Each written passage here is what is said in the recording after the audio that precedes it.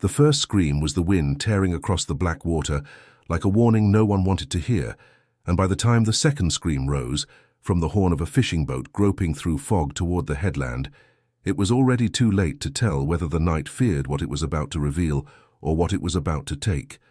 I tell you this because some stories begin with a whisper and a candle. This one opens with a lighthouse and the sudden, impossible dark. In the small coastal town of Greyhaven, tourists came for postcards and chowder, but locals kept their eyes on the weather and the lighthouse on Kade Point. That light had outlived wars and bankruptcies, and it had stared down storms as if they were nothing more than tantrums. It was a fact of the world, a promise stitched into the horizon. On the night everything changed, the lamp was supposed to cut a clean path through the fog. Instead, the lens went black, and the ocean, hungry and patient, swallowed the line. Her name was Nora Vale, and if you'd met her at the Pier Cafe in late afternoon, salt on her collar, camera straps scuffed at the edges, you'd have thought storm chaser, insomniac, someone who keeps a secret under her tongue. She photographed coastlines for conservation groups, wrote essays about the vanishing edges of the map, and had a talent for showing the world the one detail it was trying not to see. Nora rented a cottage near Kade Point because she said the lighthouse steadied her. "I need a fixed thing to measure the drift," she told the barista. She said it with a half-smile that made people think she was joking, although she never was. The first time she met Daniel Rook was under that same light, late summer, when gulls hung like torn cloth over the water and the sun opened the sky like an orange. Daniel was an architect, sent by the State Preservation Office to evaluate repairs. Lantern gallery cracked, stairs rusted in the service room, the Fresnel lens pitted with age. He had careful hands and the habit of stepping back from a thing before he touched it, as if he wanted to remember how it had looked while it was still innocent. They were not supposed to fall in love. Plans were stamped and residents had opinions, and the Lighthouse Committee had scheduled public comment sessions so everyone could be angry at once. Nora braced for bureaucracy and found instead a man who paced the catwalk at dusk and murmured to the lens as if it were an old friend. "I like what refuses to be replaced," Daniel said, squinting at a corroded bolt. "It tells you that time has teeth." She laughed the way people laugh when they recognize their native language in a stranger. "And you like the scars," she said. He looked up. "I like the work," he answered too quickly, and Nora noticed the way he didn't deny the first thing. They started with coffee at the pier, drifted into long walks along the storm fence, the kind of talks that did not require eye contact, because both of them were always looking outward. "I don't do forever," Nora warned one evening, wind fretting the grass. "Good," he said. "I do lighthouses, one season at a time." The joke was light enough to pass for safety. It wasn't. If you had asked Nora's sister, Layla, she would have said Nora was born with a compass jammed under her ribs. Layla worked at the town clinic and kept a list of the ways people made promises to pain.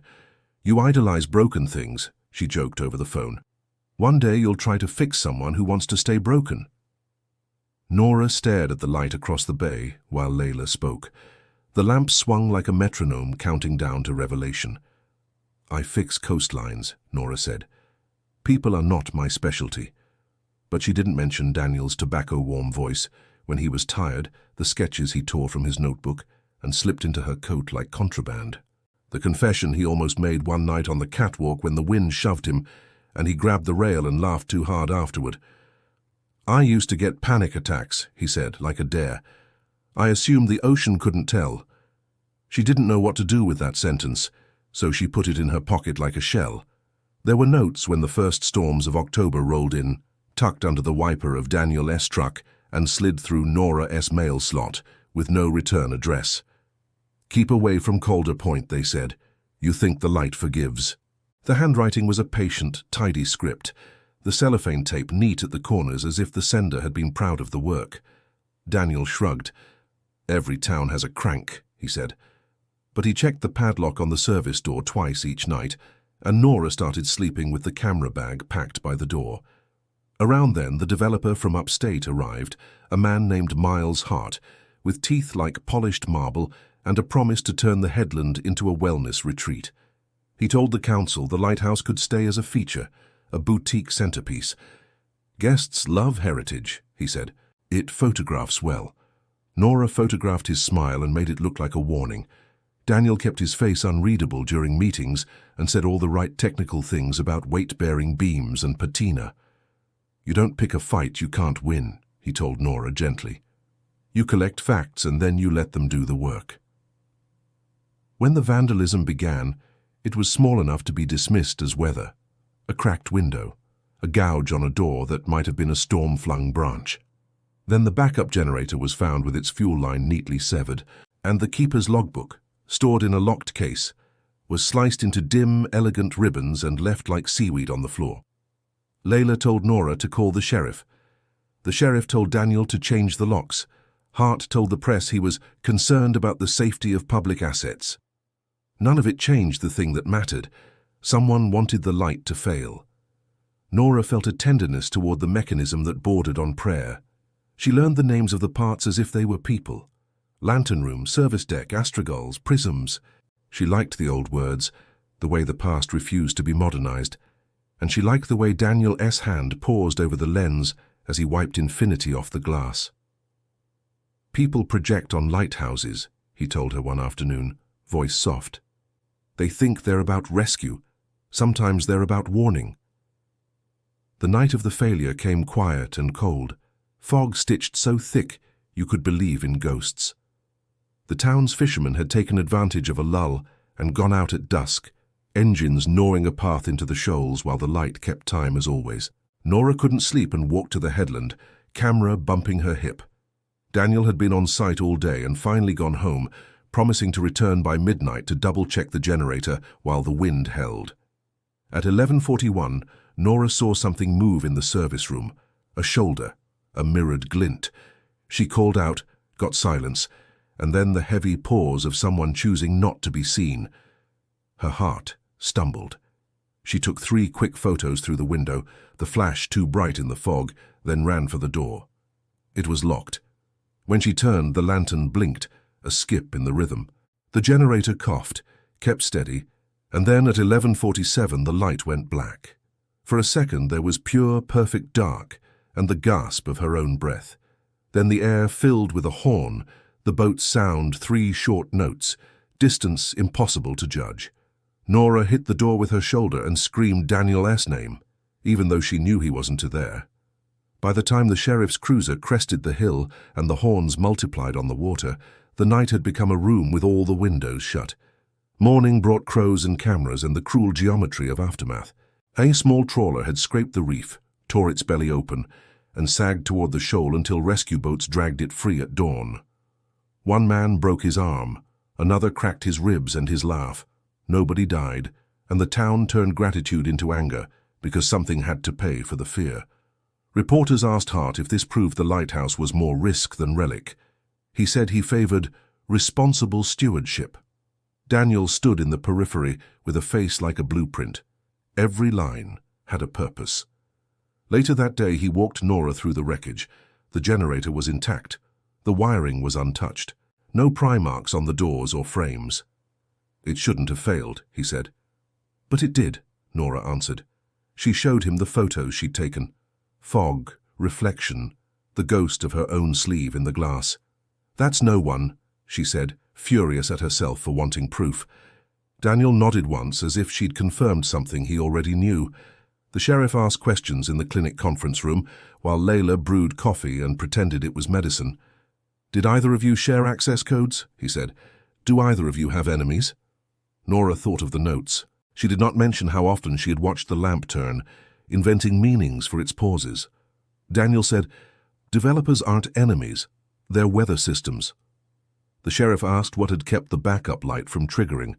Daniel paused, then said, "Human error," an answer so narrow it could hide anything.